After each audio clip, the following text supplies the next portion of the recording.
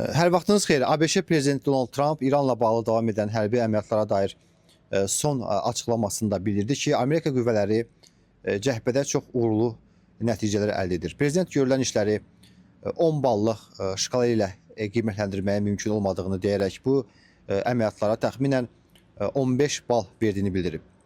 Onun sözlərinə görə ABŞ və müttəfiqlərinin həyata keçirdiyi zərbələr nəticəsində İranın raket infrastrukturu və hərbi qurğuları sürətlə sıradan çıxarılır. Bu arada Vaşinqtonda İranla bağlı hərbi fəaliyyətlərin hüquqi çərçivəsi də müzakirə mövzusu olaraq qalır. ABŞ Senatında Demokratlar Partiyasının təqdim etdiyi və İrana qarşı hərbi əməliyyatlar üçün Konqresin ayrıca təsdiqini tələb edən qətnamə səsverməyə çıxarılsa da qəbul edilməyibdir. Sənəd 47 senatorun dəstəyi ilə kifayətlənibdir, 53 senator isə əleyhinə səs verib və nəticədə layihə rədd olunubdur.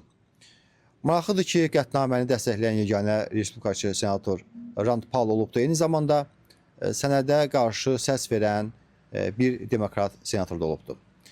Ekspertlər qeyd edirlər ki, bu səs vermə göstərir ki, ABŞ Konqresində İranla bağlı siyasət ətrafında fikir ayrılıqları davam etsə də, hazırki mərhələdə hərbi əməliyyatların dayandırılması üçün kifayət qədər siyasi dəstək formalaşmayıbdır. Digər tərəfdən Ağ Evin İran daxilində baş verən siyasi prosesləri də diqqətlə izlədiyi bildirilir. Ağ Evin mətbuat katibi Caroline Levitt bildirir ki, ABŞ kəşfiyyat orqanları İran rəhbərliyində mümkün dəyişikliklə bağlı məlumatları yaxından izləyir. Lakin Levitt vurğulayır ki, bu mərhələdə konkret nəticə çıxarmaq hələ tezdir və vəziyyətin necə inkişaf edəcəyini zaman göstərəcəkdir.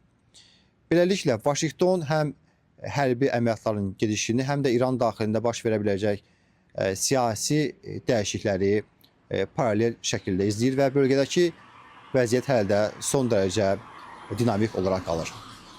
ABŞ-İran gərginliyi ilə bağlı Vaşinqtondan çatdıracağım son məlumatlar bunlar idi.